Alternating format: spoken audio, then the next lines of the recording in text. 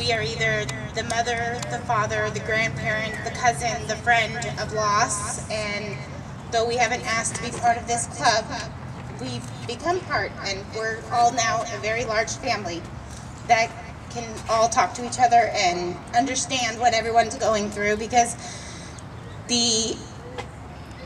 we'll just say the other people quite don't get it. And we're glad that we can be here today to share and learn everybody's story of everybody's children.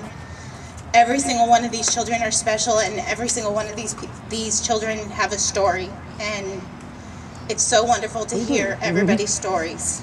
So, hey, where's Richie at? I would like to thank you again for everybody coming and for such a wonderful turnout. And this is Cassie, my other Cassie, and go ahead. Everyone, I just wanted to say thank you so much for coming. Okay. Thank you so much for coming. We really appreciate it. Again, like she said, it's unfortunate, the reason why we're all here, but we do appreciate you all coming, and we're all coming together. Thank you so much. And we do have a message from Sheyanne Wilson, excuse me. Thank you. Thank you. Hi, can everybody hear me okay if I speak like this? Okay. I am just so honored and blessed to be here.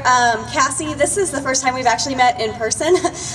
We met online through a support group, and I am just so thankful for what she's done here in LA with everybody and bringing you guys together to give us all a time to remember our babies. And so she asked me just to share a little bit of my story. My husband Sean and I have been married for 6 years, and last year in June or July we found out that we were pregnant, and we had been trying for about 3 years unsuccessfully to get pregnant. We had tried all kinds of fertility treatments, things like that, and we had finally given up on having biological children and had started an adoption. And about 2 weeks after I sent in the adoption application, I found out I was pregnant. So we were just elated. And of course it was my first pregnancy, so I was kind of nervous, and I had, these uneasy feelings, but I just kind of thought it was the first time mom thing. I didn't really think anything about it. So I didn't have hardly any morning sickness, nothing like that. It was really pretty much a perfect pregnancy. Until we went to our 20-week anatomy scan, the big ultrasound. And to me, a first-time mom, the biggest thing about that one was you would find out the gender. And so I was all excited, and my biggest worry was that my baby would have his legs crossed, and I wouldn't be able to tell if it was a boy or a girl. But when we got into the ultrasound room, the ultrasound tech put the wand on my stomach, and I knew right away that it was a girl. And I work at a pregnancy care center in Fresno, and that's in the Central Valley. And so I see part of my job is going in on ultrasounds. We give free pregnancy tests and free ultrasounds to women who are in crisis pregnancies. So that's kind of part of my job every day. So I've seen a lot of ultrasounds. So I can pretty much at first glance just kind of pick if it's a boy or a girl. So I knew it was a girl, and I was so excited. So I just kind of sat there or laid there. She was moving the wand over my stomach and taking these measurements. And I started to notice as she was taking the measurements that something wasn't right. I knew that all along I was supposed to be about 20 weeks. But my baby's measurements were adding up to that. The head was about 20 weeks, but her stomach and her arms and her legs were measuring about 3 or 4 weeks behind that. And I had no idea what that meant. I just thought, well, maybe this tech doesn't know what she's doing, or maybe this is how all babies grow. I mean, literally, I had no idea what was going on. After she finished the anatomy scan, she asked us to go sit in the waiting room. And that was when I started to panic, because I knew that that wasn't normal. All the other people that I had seen go in before us for this ultrasound, they got to come out with their pictures in their hand and they just left. They may have showed a nurse or something on the way as they were leaving to their car, but they just got to leave. And we had to go sit and wait for the doctor. So we were waiting for my doctor, and when he finally called us back into one of the rooms, he told us that there were some concerns and that he wanted us to have a higher level ultrasound at the Children's Hospital. And of course we were asking, what could this mean? What does this have to do with, what is she going to be okay? And he just said, well, we need to find out very soon if this is going to be a problem so that you can do something about it. And I had no idea what he meant. But then it dawned on me that he was talking about termination. And I was absolutely so angry at him that he had just mentioned that. Here I am in the middle of this crisis, and I've just found out my baby's sick, and he's talking about, and I had just seen her heart beating too, and he's talking about termination with no care in the world. And so that began my frustration with my doctor. But then we went on to the Children's Hospital and got some excellent care there. The people were very, very caring and respectful of our decisions. And we did find out that our daughter had a fatal chromosomal condition called triploidy. And it's kind of like, you know, with Down syndrome or trisomy 18 or 13 or one of those, which sadly I'm sure that some of you here are familiar with, there's an extra chromosome on one of those, the 18th chromosome. They have 3.